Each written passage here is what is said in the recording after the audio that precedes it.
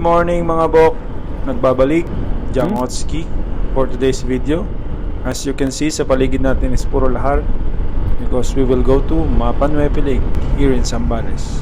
So I suggest na kumuha kayo ng trail guide because dito sa dadaanan natin is talaga nakakalito. Buhangin lang talaga, lahar sa paligid, so wala talaga siyang kalsada. So kung wala kayong trail guide is baka maligaw lang kayo. Especially kung first time yung pupunta dito sa Mapanuepe. Itong part na to is talagang napakalalim ng buhangin. So yung muntik kami bumaligtad. Kumuha talaga kayo ng trail guide kasi kailangan talaga dito sa area na to. Kung hindi, talagang maliligaw kayo, mababalaho, or even worse, ma-aksidente kayo kasi may mga malalalim talaga na part. Pero pwede rin namang hindi kumuha ng trail guide as long as meron kayong isang kasama sa grupo nyo na nakakaalam kung saan yung dadaanan nyo. Kasi talagang nakakalito yung mga trails, napakadami kasi. So wala kang susundan, walang markings. So wala rin siyang mga signages kung saan ka dadaan. Kuya, dito tayo dinaan eh. Meron naman atang ibang daanan eh. Dito pa tayo dinaan. Gagamit ko dito yung mga sa trail ah. Lalim kasi nung buhangin, kaya pag lumubog yung gulong. Kaya siya, hindi naman siya tutumba eh. Tatlo gulong niyan eh. Much better kung meron kayong kasamang trail guide.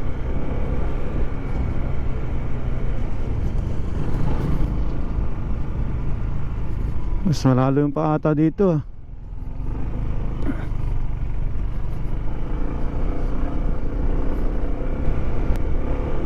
Ngayon dito, yung dinaanan na to, hindi kakayanin. Titignan natin mamaya, baka iba yung dadaanan natin pa uwi. Tutumba pa tayo, papagawa pa tayo ng motor.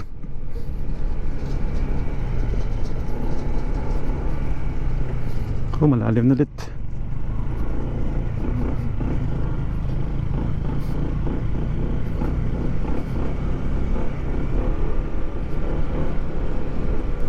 Ito na, river crossing.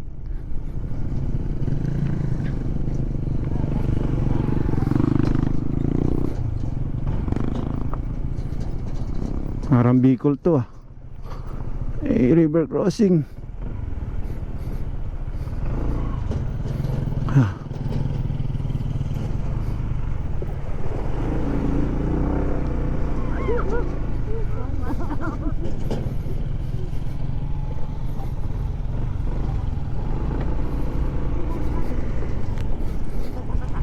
Hindi.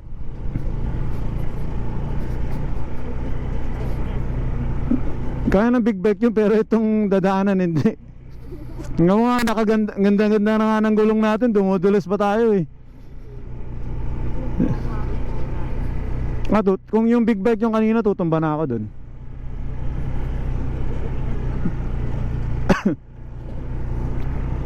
Tsaka hindi ko tutuloy dito pag ganyan. Hindi naman pang ganyan. Tinama yung gulong nito, pang off-road na. Dumudulas pa eh.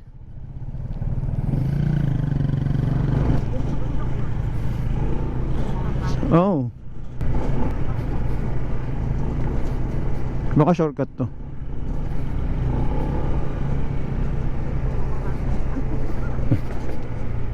Sabi 400 doon kayo sa mahirap na daan. Baka nga shortcut to. Sabi kasi nila may iba-ibang daan daw eh.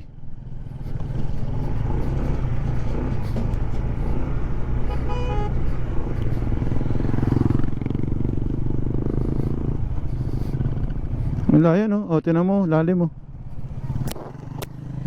Ilaw po. Yung ilaw daw. Di mo napapatay ito.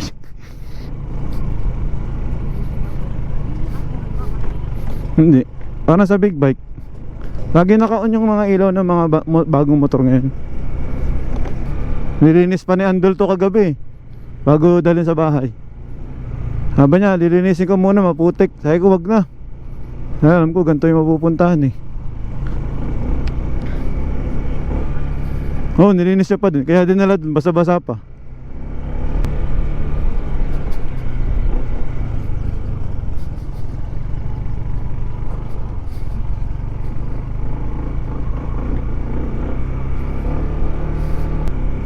Kuya, di na tayo naantay ah. Dulas-dulas nga tayo eh, oh. Gusto mo ba? Dire-diretso lang to. Hindi naman ako madudulas pa rin yan, pero hindi ako ganito kabagal. Pwede ko siyang mas mabilis pa konti dito. Mas malaki kasi yung ano sa gulong nun eh. So yung mga ganito, ano lang to, yung mga lalalim doon na ano, na buhangin, yun, magbabagal ako doon. Pero yung mga ganito, mga bato, kahit nga dyan mo daan, no, pwede yun eh.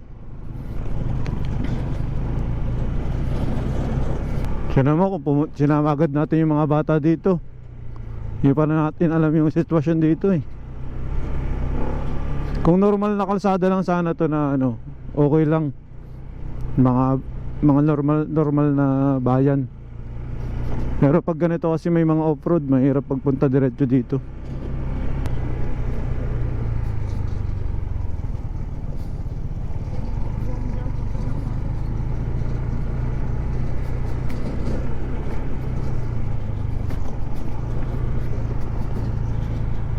Saan ba tayo galing? Nasaan yung kanina? Ay, off mo ba? Akala ko ipagka ganyan i-screen off mo lang. Ay, may charger naman tong ano, motor eh. I-charge ko na lang dito. Ay, wala. May dalaw naman ang power bank. Oo. Meanwhile,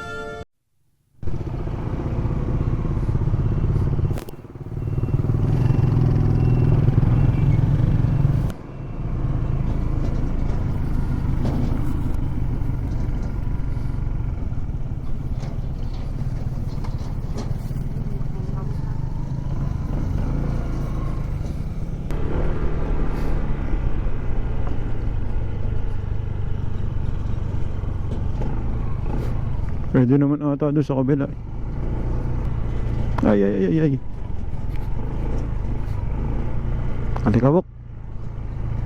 Ano dalhin dito? GR, no? GRS. Ay no, tinan mo, pwede naman eh, diretso yo. O baka iba yan. Ito na naman. Ito po.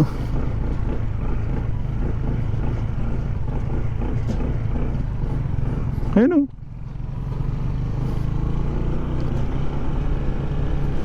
Nililigaw lang ata tayo nito ni Kuya para ano eh, sa susunod kumuha ulit tayo ng tour guide eh. Sabi niya, baka umalis na yun nasa likod ko.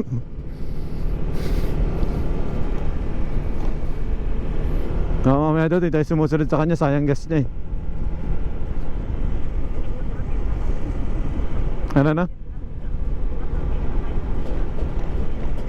Hindi, baka malay mo, kumalas na tayo agad. Siyempre malayo papunta eh. Tsaka ang bagal natin eh. Base po tayo pupunta, sir. Ano pa? Saan po tayo pupunta, sir? Base 2? Base 1? Ay, may mga ganun po ba? Pwede po ba ikutan na natin? Ito po yung base 2. Base 1. Ano pong kaibahan? Mayroon din pong phase 3 na naka-explosive po siya. Pero malapit siya sa lawan na pwedeng pagliguan. Merong area na pwedeng maligo. Sa phase 3. Pwede nating ikutan kuya. Kahit ikot lang tapos settle lang tayo sa isang area.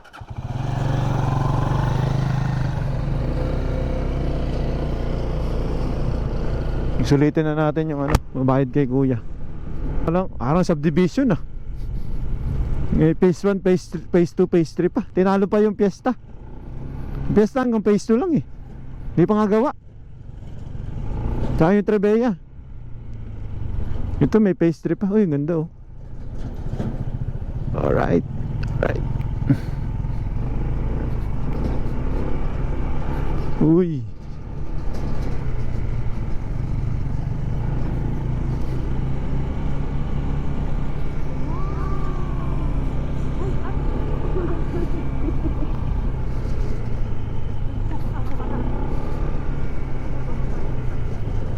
Igidid pa kayo no?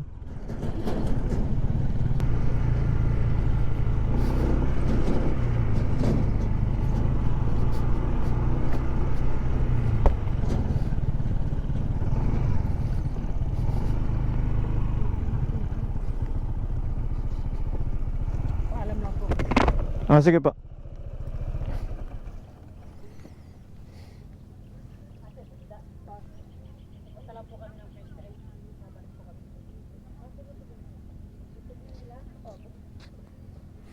Ito sir, hindi pa to kasama sa phase 3.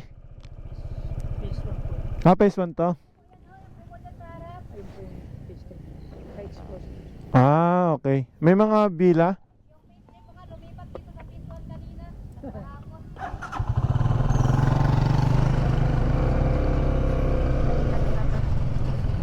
Yung nasa phase 3 daw, lumipat pa daw dito. Hapon. Exclusive pala to. Ayan o, may ano. May tali.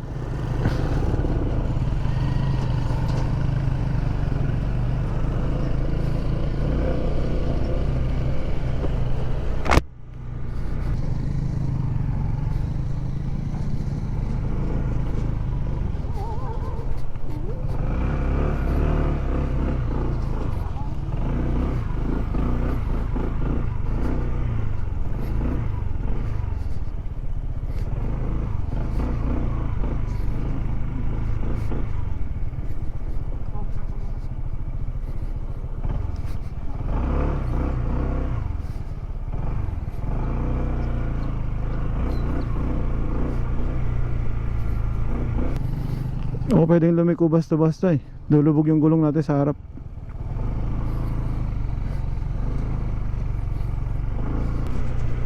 Tatlo gulong yan eh. Hindi matutumba yan eh. Tsaka tatlo gulong niya. Kahit ako, mabilis ako dito kung tatlo gulong nito.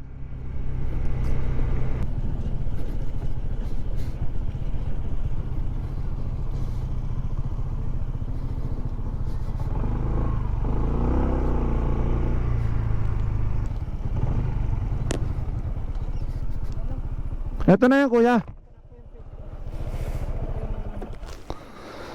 Ano po yung dito? Yan po yung mga cottage nila sir. Okay. So pag dyan po pupunta, tatawid ka pa?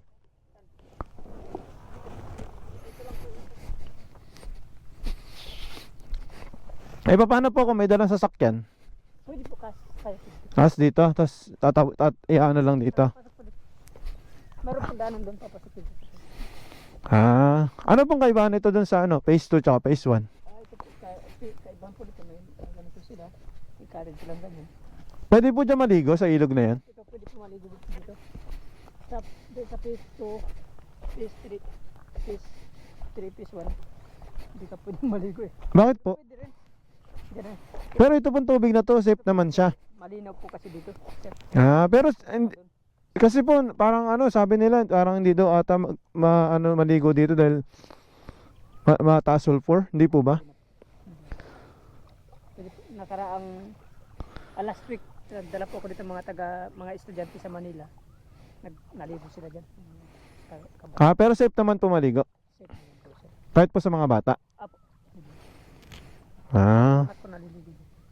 Magkano po ang dito? 30 pesos po per head. Ang entrance dito sa phase 3. Ito ba yung sinasabi niya exclusive? Opo, naka-exclusive. Tapos po pwede na dito maglagay ng mga tent. Dito sila dito sila overnight sir. Ito yung mga tent nila. Tapos doon.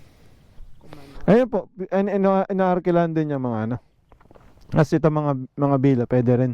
Mga kubo, mga cottage. Hanggang dyan lang po yun sa may cottage na yan. Actually hanggang doon po, kaya di pa lang po nila nadibili.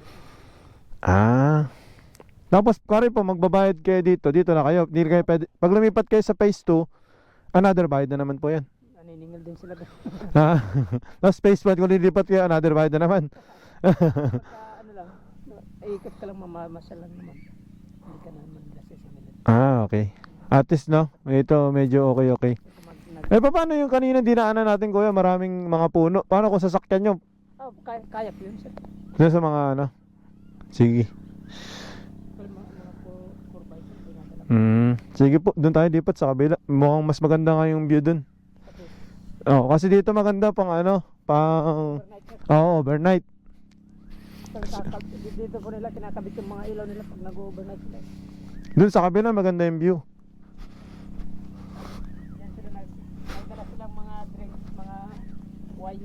Kabasa na din na rin. Ah,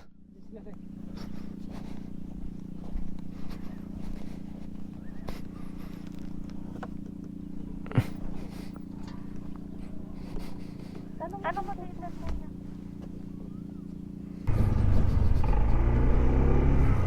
ito na naman.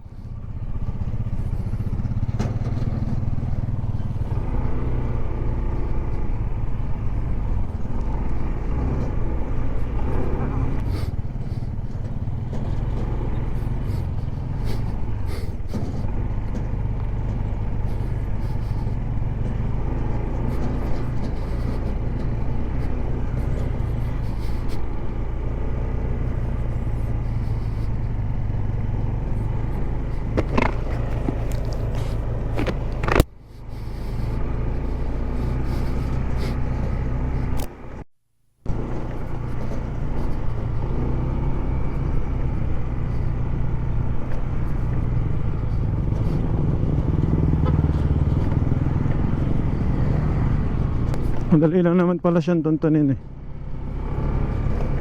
Ayun, landmark na. Kailangan kakanan ka pala dyan, no? Ayun, no? Yung maliit na bundok. Ayun, no? Kakanan ka pala dun sa may trail. Pag may nakita kang mga buhangin, dun na yun. Pag sumunod na balik natin dito, kaya na natin. May tandaan mo yung daan. Lagi, sunburn na siya eh. May sunburn. Si kuya. Siyempre, tama mo, init-init oh.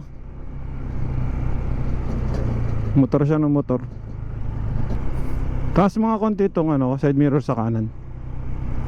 Taas mo lang ah. Uy, sobra.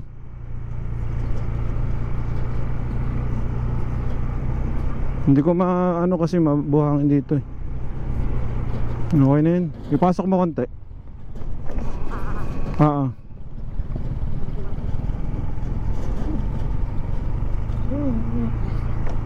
Yan, pwede na. Okay na. Adjust ko na lang mamaya. Hindi ko kasi ma-adjust kasi nabuhangin.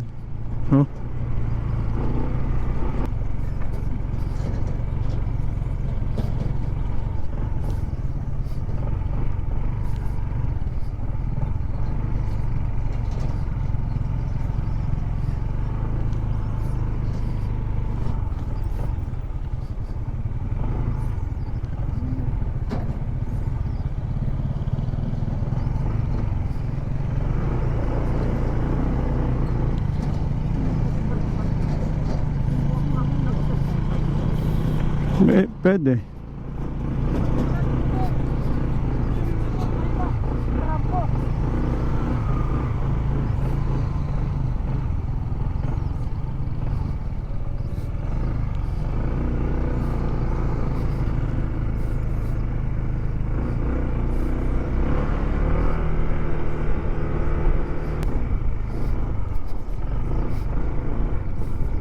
Lalim nun ah.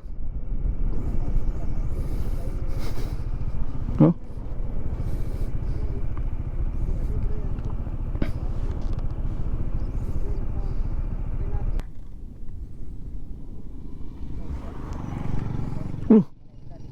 Sabi oh, minamani-mani lang.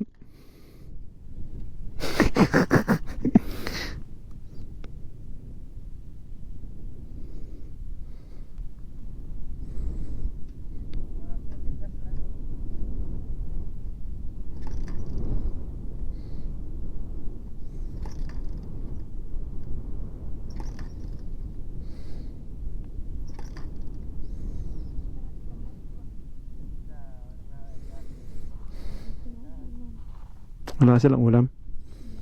Orderan mo na. Pwede pa naman ata, maaga pa. Ayaw ko pang gulo na tayo pang sila eh. Tulak mo nito.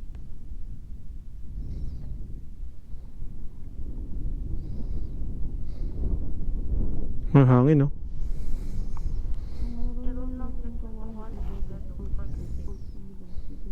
Ayun, sinigang na lang. Doon din, sa kalsada na lang tayo kakain.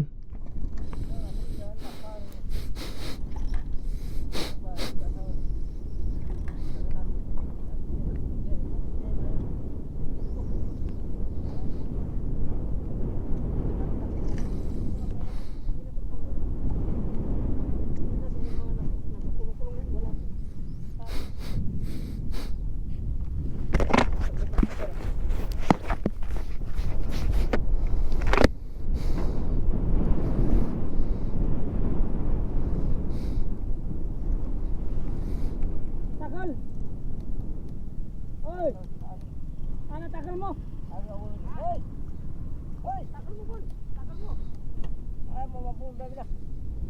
Papulo na. Takal mo. Diyan.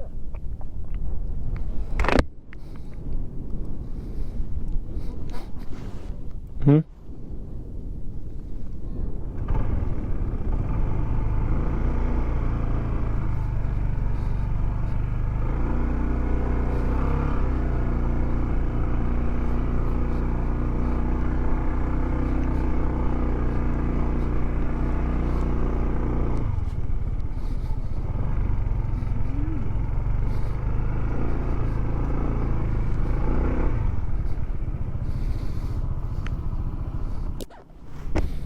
Kasi nakabilad tayo dun. Moments later.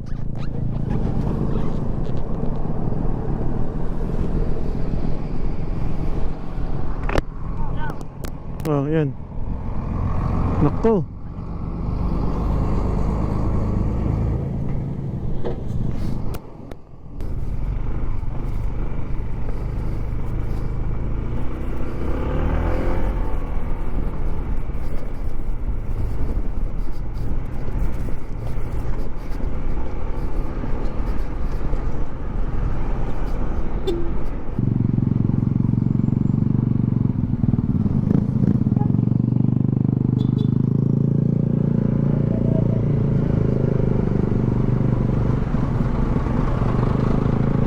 A few moments later.